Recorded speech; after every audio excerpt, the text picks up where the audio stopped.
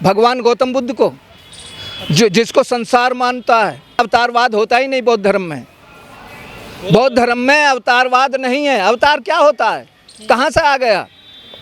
देखिए 5 तत्व का शरीर बनता है, 5 तत्वों से। उसमें बौद्ध धर्म में चार तत्व होते हैं। आकाश को अलग कर दिया गया है। 4 तत्वों से मनुष्य की उत्पत्ति होती है, और जब ये उसको डेथ को प्राप्त होता है तो ये चारों तत्व चारों उनमें विलीन होता है। हवा हवा में चला जाता है, अग्नि अग्नि में चली जाती है, मिट्टी मिट्टी में मिल जाती है। तो फिर रहता कहाँ? अवतार कैसे बना? कहाँ से बन गया अवतार? अवतारवाद होता ही नहीं। अच्छा, नहीं है। नहीं, ये तो इन्होंने थोप रखा। लेकिन वहाँ शुद्धिकरण किया गया है मंत्रों से मंदिर को, और वहाँ पूरा जो स्थान है वो तिरुपति बालाजी में। ठीक है, तिरुपति बालाजी उसमें मंदिर में शुद्धिकरण कर दिया। शुद्धिकरण से पहले जो है वो सालों तक ये चलता रहा। जब अशुद्धिकरण था तब वहाँ किसकी घटना हुई? कोई घटना बता दो। और अब शुद्धिकरण हो गया तो अब कौन सी घटना नहीं होगी? जो शुद्धिकरण किया गया है, शुद्धिकरण से पहले सालों जो है उसमें चर्बी खाते रहे लोग बाग, तो वहाँ क्या घटना घटी? क्या हुआ? कौन से भगवान ने पकड़ा कि इसमें चर्बी है?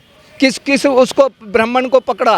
किस ब्राह्मण को सजा दी किसी भगवान ने? नहीं दी। सजा कौन देगा? भगवान देंगे? पुलिस प्रशासन देगा? कौन देगा? पुलिस क्यों देगी? पुलिस को क्या पता है कि इसमें क्या चल रहा है? लैब में जांच हुई ना अब तो। लैब में जब साधारण आदमी देगे तभी तो लैब में गई। लैब में पहले तो नहीं गई।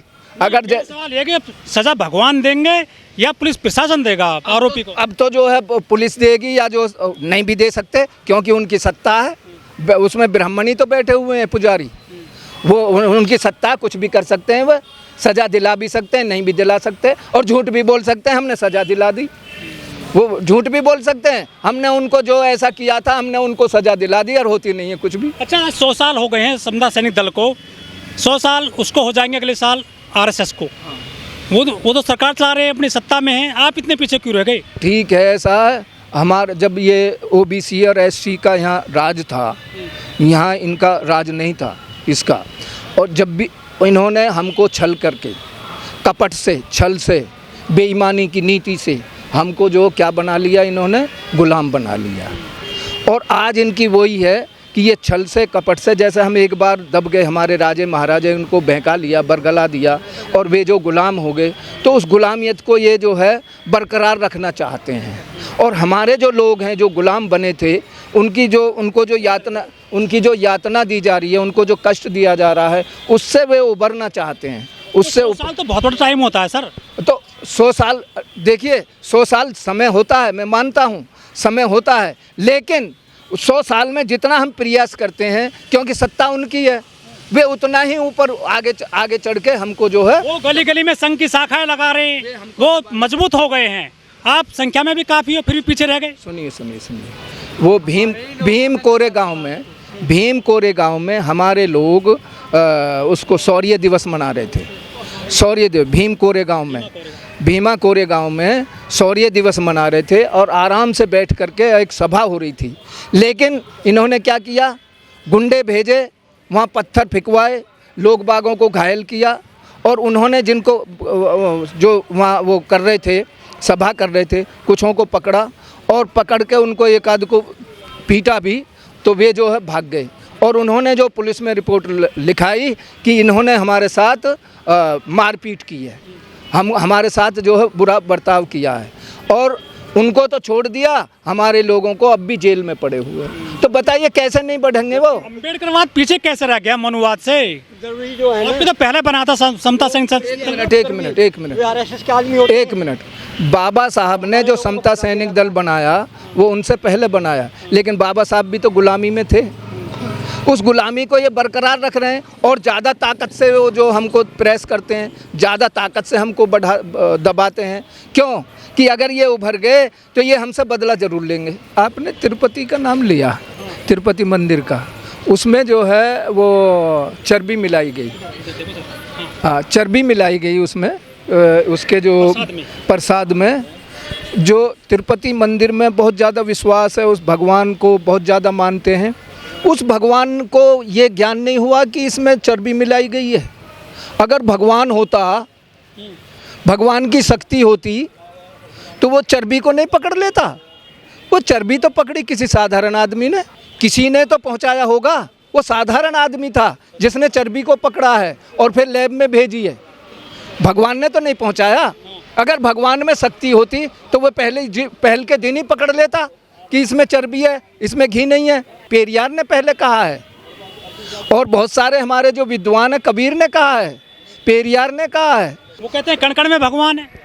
अगर कण कण में होता है, जब किसी का मर्डर होता है तो उसके कण कण में भगवान वो रोकता क्यों नहीं है? उसके मर्डर को क्यों नहीं रोकता? और उस जो जिसके अंदर भी भगवान है, जो मर्डर कर रहा है वो भी भगवान है उसके अंदर भी, तो उसका भगवान उसको रोकता नहीं है कि ये मेरी बनाई हुई वस्तु है, इसको क्यों बिगाड़ रहा है? इसलिए भगवान तो, और जब उसका सोमनाथ का मंदिर लुटा था, सारे भगवान देखते रह गए। लक्ष्मी की जो वो जेवरात थे उसको मोहम्मद गजनवी लूट रहा था। जब दुनिया कैसे चल रही है? कहाँ दुनिया भगवान चला रहा है? ये वो संविधान चल रहा है। पत्ता नहीं हिलता भगवान के बिना। ऐसा नहीं हिलता। एक मिनट, जब चोरी होती है, मैं तुमको जो तुम्हारे यहाँ चोरी करता हूँ तो वो कौन करवाता? भगवान ही कराता है। डाका जो डलता है वो भगवान डलवाता है। अयोध्या में राम आया है, अयोध्या में जो राम आया है किस प्रकार का उसका चित्र देखा है? जो पहले चित्र है राम का, जो पहले राम का चित्र है उसको मिलाइए और उसको मिलाइए। पहली बात तो चित्र ही नहीं है वो। अरे जिससे मेरा विवाद है वही तो ऐब कर सकता है मेरे साथ तो वही ऐब करेगा। कौन? रावण, जिसकी बहन की नाक कान कटवाई थी और पूछता डोल रहा सीता, क्या तुमने देखी मृगनयनी? अरे अगर राम को इतना ज्ञान होता तो वो पहले ही कह लेता कि रावण लेकर के गया उठा करके, रावण ने मेरे साथ कुरापात किया। उसको इतना भी ज्ञान नहीं। और फिर जब वो उसके लड़के जो है उसको आए थे उसका लड़ने के लिए, तो उसके लिए सेना भेज रहा है और उसे ये पता नहीं ये मेरे बेटे हैं। मैं सारी शक्तियों का विरोधी हूँ जो झूठी कपोल कल्पित कहानियाँ हैं।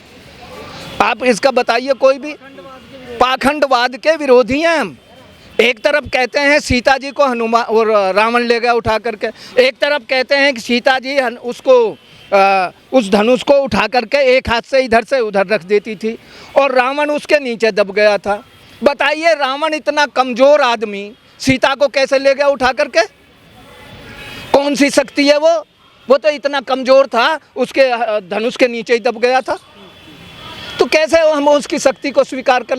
सारी झूठी कहानियां हैं। एक भी सच्ची कहानी बता दे कोई। पागलों के घर में पढ़ी जाती है। जो विद्वान लोग हैं वो उसका नकारते हैं। कहीं डले फिक रहे हैं, कहीं लड़कियां भाग रही हैं, कहीं लड़के ऐब कर रहे हैं। तो होती यानी वो करवाते हैं ना ऐसे, उनका पैसा भी मिलता है और ऐब भी करते हैं, व्यभिचार भी होते हैं। तिरुपति बालाजी मंदिर में ये सारे पुजारी ब्राह्मण हैं, लड्डू बनाने वाले भी ब्राह्मण हैं, तो ये कारस्तानी किसने कर दी? ब्राह्मणों ने, ज़्यादा लाभ कमाने के लिए।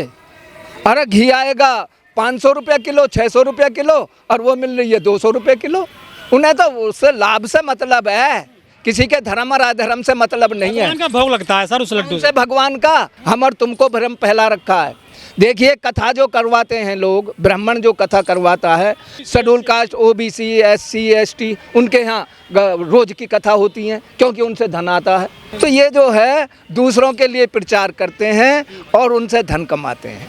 और हमारे लोगों को महिलाएं अपने आप बाल भी उतार देती हैं। वो बेचारे अज्ञान हैं, उनको पढ़ाया नहीं गया, उनको समझाया नहीं गया, वे कुछ भी कर सकती हैं। वो उनको बहकाया जाता अपने बेटे के लिए, अपने पति के लिए, अपने भाई के लिए व्रत करिए, ऐसा करिए। लेकिन अगर व्रत से आयु बढ़ती तो भारत में कोई भी औरत विधवा नहीं होती। लेकिन भारत में बहुत सारी औरतें विधवा हैं।